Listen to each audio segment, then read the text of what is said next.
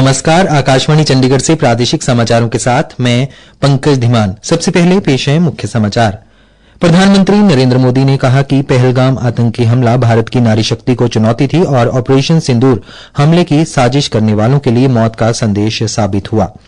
प्रधानमंत्री ने कहा कि सरकार की हर बड़ी योजना में महिलाओं की बड़ी भूमिका है।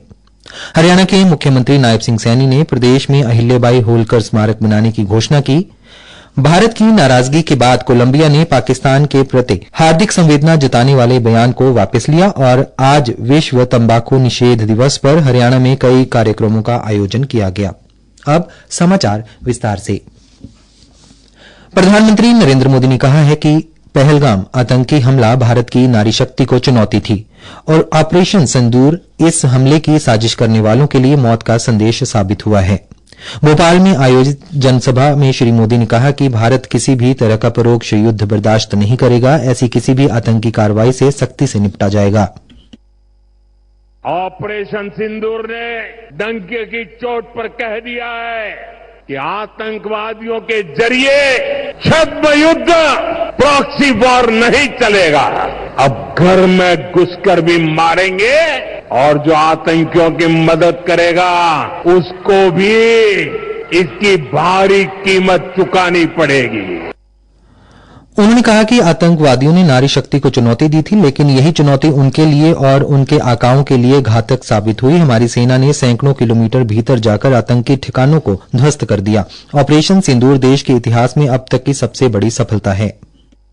भारत संस्कृति और संस्कारों का देश है और सिंदूर नारी शक्ति का प्रतीक है और यही सिंदूर अब भारत के शौर्य का प्रतीक बना है।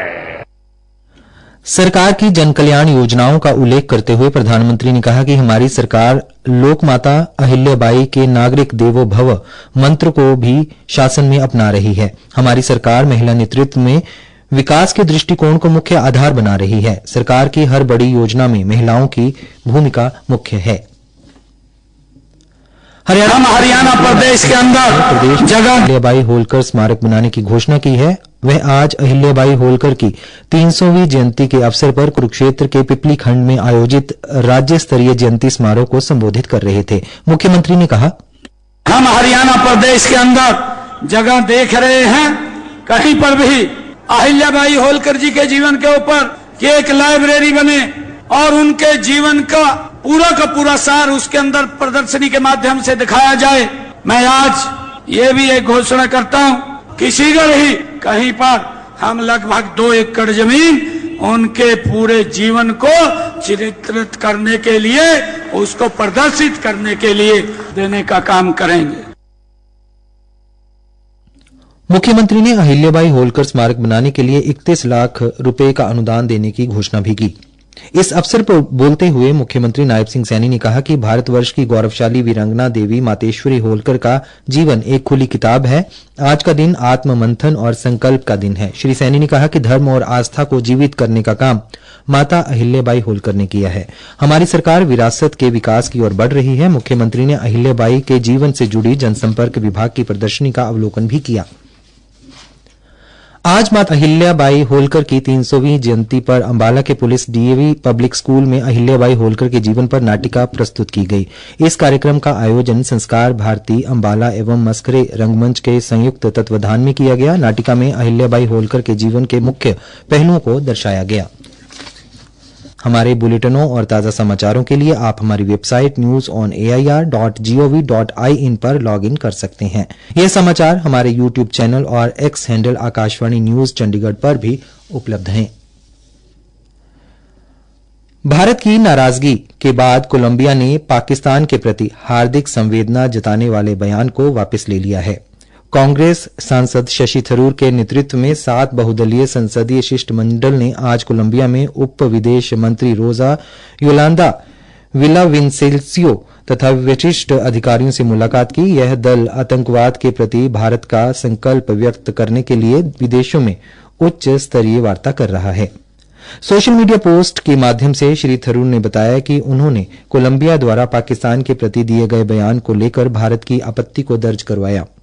जिसके बाद कोलंबिया के मंत्रियों ने आश्वासन दिया कि यह बयान वापस ले लिया गया है और अब भारत की स्थिति उन्हें सही तरीके से समझ में आ गई है, जिसका वे भरपूर समर्थन करते हैं। आज केंद्रीय युवा मामले एवं खेल मंत्री डॉक्टर मनसुख मांडविया चंडीगढ़ के प्रशासक गुलाब चंद कटारिया के साथ चंडीगढ़ के अंतर्राष्ट्रीय एवं राष्ट्रीय स्तर के खिलाड़ियों को सम्मानित किया गया। चंडीगढ़ के सेक्टर 42 के post graduate college for girls 8 अंतर्राष्ट्रीय और 479 राष्ट्रीय स्तर के खिलाड़ियों को सम्मानित किया। आज उन खिलाड़ियों को सम्मानित किया गया जिन्होंने तीरंदाजी, एथलेटिक्स, बैडमिंटन, बेसबॉल, बास्केटबॉल, मुक्केबाजी, साइकिलिंग सहित 28 खेल विधाओं में उत्कृष्ट प्रदर्शन किया है। प्रशासन द्वारा इन खिलाड़ियों को 5 करोड़ 67 लाख रुपए से अधिक की नगद पुरस्कार राशि और 1 करोड़ 32 लाख रुपए से अधिक की छात्रवृत्ति प्रदान की गई। कार्यक्रम के दौरान मुख्य अतिथि द्वारा बिलियर्ड्स और स्नूकर हॉल और शतरंज केंद्र का भी उद्घाटन किया गया। शतरंज केंद्र सेक्टर 39 एवं 8 के खेल परिसर में तथा बिलियर्ड्स एवं स्नूकर हॉल सेक्टर 42 के खेल परिसर में बनाए गए हैं। प्रादेशिक समाचार आकाशवाणी चंडीगढ़ से प्रसारित किए जा रहे हैं। आज विश्व तंबाकू निषेध दिवस है। लोगों को तंबाकू के सेवन से होने वाले खतरों की जानकारी देने के लिए प्रदेश के विभिन्न जिलों में जागरूकता कार्यक्रमों का आयोजन किया गया। अंबाला में अटल कैंसर सेंटर की कैंसर विशेषज्ञ डॉक्टर मंजू सीलू ने एसडी सीनियर सेकेंडरी स्कूल में जागरूकता कार्यक्रम को संबोधित किया। डॉक्टर जितेंद्र चौहान ने बताया कि तंबाकू के सेवन से केवल फेफड़े ही नहीं बल्कि मुंह, गला और गले के आसपास के हिस्सों में भी गंभीर बीमारियां विशेषकर कैंसर उत्पन्न हो सकती हैं। हर साल की तरह इस साल भी हमारी संस्था में ये दिवस मनाया गया। हमारे जो नोडल अधिकारी हैं डॉक्टर सुनील, उनके पिता के अंदर आज मीटिंग हुई। इनके अंदर सभी लोगों को जागरूक किया गया। तंबाकू के जो दोष हैं और उनसे होने वाली बीमारियां जो हैं उनके बारे में सभी को बताया गया। तंबाकू से ज्यादातर जो है ओरल कैंसर और साथ में दांतों के कैंसर, इसके अलावा फेफड़ों के अंदर जो धुआं जाता है उससे लंग कैंसर और उनसे होने वाले कॉम्प्लिकेशंस और उनके सिम्टम्स, उनके बचाव के तरीके सभी के बारे में लोगों को जागरूक किया गया। पलवल में हरियाणा के खेल, युवा अधिकारिता एवं उद्यमिता राज्य मंत्री गौरव गौतम ने कहा कि प्रदेश को नशा मुक्त बनाने के लिए सरकार द्वारा किए जा रहे कार्यों को सफल बनाने के लिए आमजन की भागीदारी जरूरी है।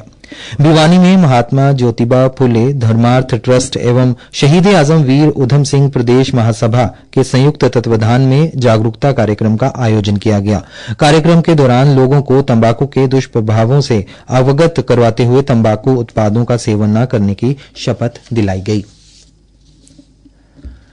11वें अंतर्राष्ट्रीय योग दिवस के सफल आयोजन को लेकर प्रदेश में तैयारियां जोरों पर हैं।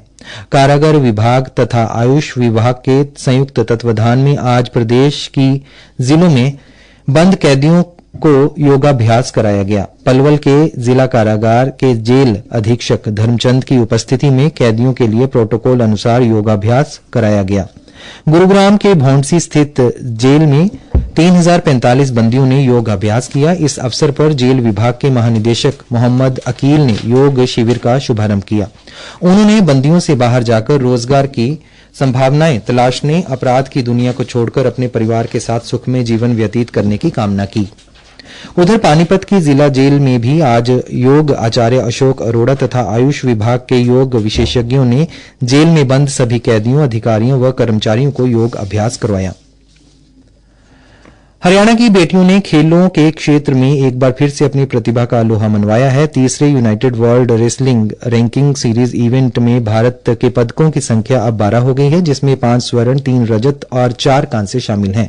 मंगोलिया में उलान नबतार ओपन 2025 में भारत ने 6 पदक जीते, जिनमें 4 स्वर्ण हैं। महिलाओं के 53 किलोग्राम वर्ग में हरियाणा की पहलवान अंतिम पंघाल ने एथलीट नतालिया मलिशेवा को 10-0 से हराकर स्वर्ण पदक जीता है। इसी प्रकार 57 किलोग्राम वर्ग में पहली बार भाग लेने वाली नेहा सांगवान ने ओलंपियन बोलरतुआ खुले लखू को 4-0 से हराकर स्वर्ण पदक जीता। मुख्य समाचार एक बार फिर। प्रधानमंत्री नरेंद्र मोदी ने कहा कि पहलगाम आतंकी हमला भारत की नारी शक्ति को चुनौती थी और ऑपरेशन सिंदूर हमले की साजिश करने वालों के लिए मौत का संदेश साबित हुआ। प्रधानमंत्री ने कहा कि सरकार की हर बड़ी योजना में महिलाओं की बड़ी भूमिका है। हरियाणा के मुख्यमंत्री नायब सिंह सैनी ने प्रदेश में अहिल्याबाई होलकर स्मारक बनाने की घोषणा की और आज विश्व तंबाकू निषेध दिवस पर हरियाणा में कई कार्यक्रमों का आयोजन किया गया। प्रादेशिक समाचार समाप्त हुए।